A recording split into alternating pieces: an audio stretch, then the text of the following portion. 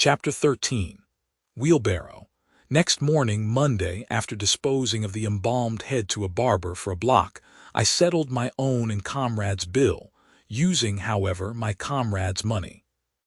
The grinning landlord, as well as the boarders, seemed amazingly tickled at the sudden friendship which had sprung up between me and Queequeg, especially as Peter Coffin's cock and bull stories about him had previously so much alarmed me concerning the very person whom I now companied with.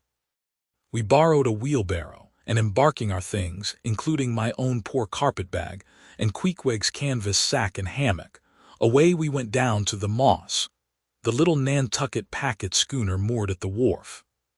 As we were going along, the people stared, not at Queequeg so much, for they were used to seeing cannibals like him in their streets, but at seeing him and me upon such confidential terms.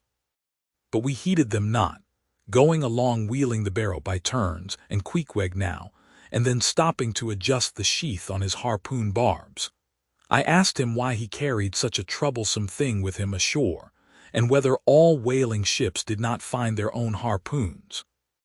To this, in substance, he replied, that though what I hinted was true enough, yet he had a particular affection for his own harpoon, because it was of assured stuff, well tried in many a mortal combat, and deeply intimate with the hearts of whales.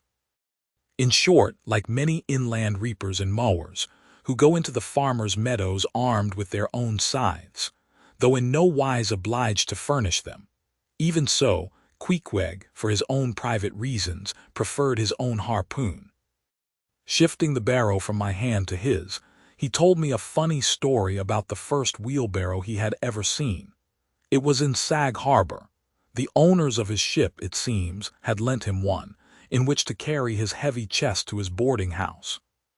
Not to seem ignorant about the thing, though in truth he was entirely so, concerning the precise way in which to manage the barrow, Queequeg puts his chest upon it, lashes it fast, and then shoulders the barrow and marches up the wharf. "Why," said I, "Queequeg, you might have known better than that, one would think. Didn't the people laugh?" Upon this, he told me another story. The people of his island of Rockavoco, it seems, at their wedding feasts expressed the fragrant water of young coconuts into a large stained calabash like a punch-bowl. And this punch-bowl always forms the great central ornament on the braided mat where the feast is held. Now a certain grand merchant ship once touched at Rockavoco, and its commander, from all accounts, a very stately, punctilious gentleman, at least for a sea captain. This commander was invited to the wedding feast of Queequeg's sister, a pretty young princess just turned of 10. Well, when all the wedding guests were assembled at the bride's bamboo cottage, this captain marches in, and being assigned the post of honor, placed himself over against the punch-bowl, and between the high priest and his majesty the king, Queequeg's father. Grace being said, for those people have their grace as well as we, though Queequeg told me that unlike us, who at such times look downwards to our platters, they, on the contrary, copying the ducks, glance upwards to the great giver of all feasts.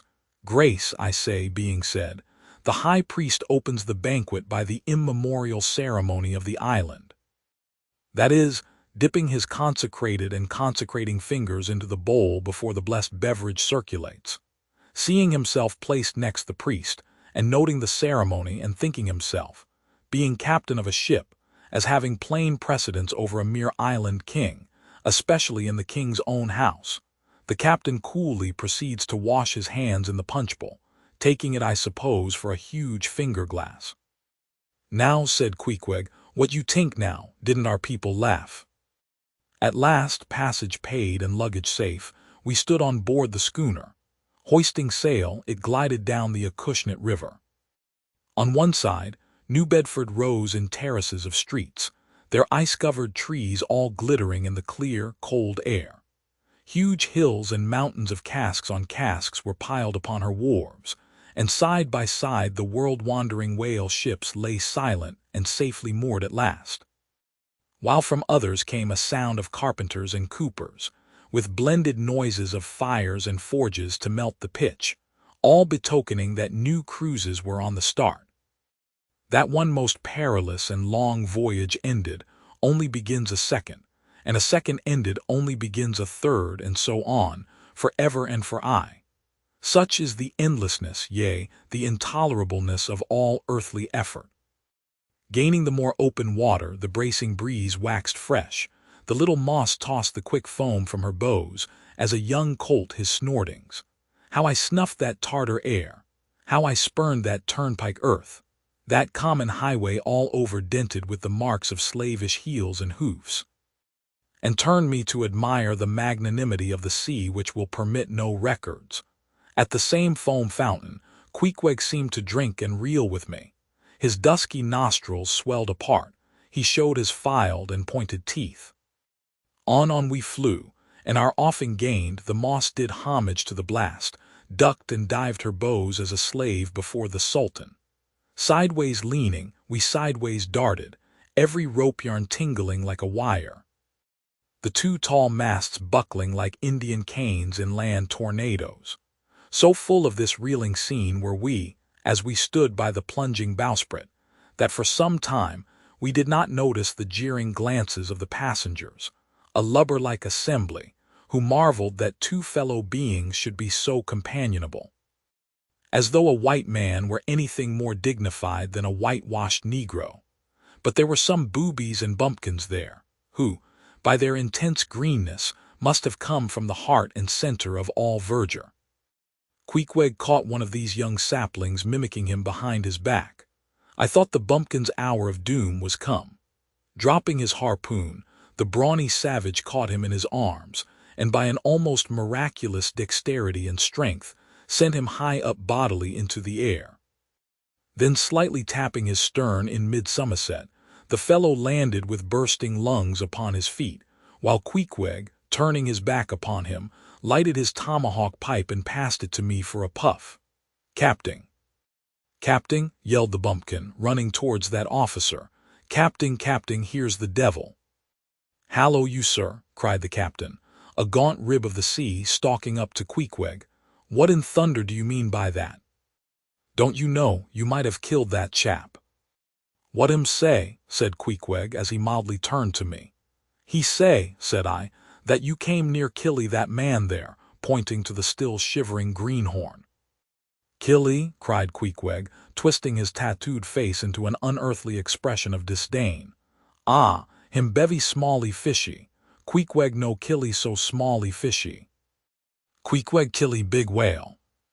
"Look you," roared the captain, "I'll killy you, you cannibal, if you try any more of your tricks aboard here, so mind your eye."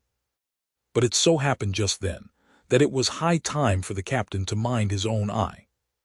The prodigious strain upon the mainsail had parted the weather sheet, and the tremendous boom was now flying from side to side, completely sweeping the entire after part of the deck. The poor fellow whom Queequeg had handled so roughly was swept overboard. All hands were in a panic, and to attempt snatching at the boom to stay it seemed madness. It flew from right to left and back again, almost in one ticking of a watch, and every instant seemed on the point of snapping into splinters. Nothing was done, and nothing seemed capable of being done.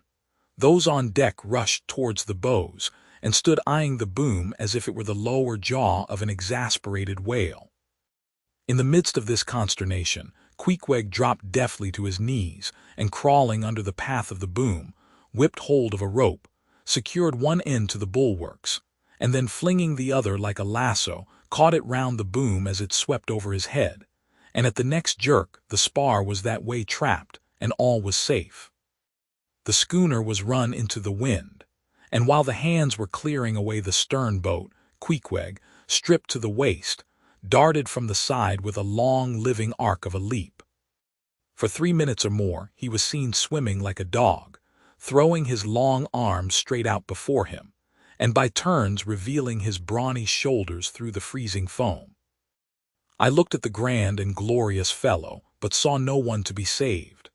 The greenhorn had gone down. Shooting himself perpendicularly from the water, Queequeg now took an instant's glance around him, and seeming to see just how matters were, dived down and disappeared. A few minutes more and he rose again, one arm still striking out and with the other dragging a lifeless form. The boat soon picked them up. The poor bumpkin was restored. All hands voted Queequeg a noble trump. The captain begged his pardon. From that hour I clove to Queequeg like a barnacle, yea, till poor Queequeg took his last long dive. Was there ever such unconsciousness? He did not seem to think that he at all deserved a medal from the humane and magnanimous societies. He only asked for water, fresh water, something to wipe the brine off. That done, he put on dry clothes, lighted his pipe, and leaning against the bulwarks and mildly eyeing those around him, seemed to be saying to himself, "It's a mutual joint-stock world in all meridians. We cannibals must help these Christians."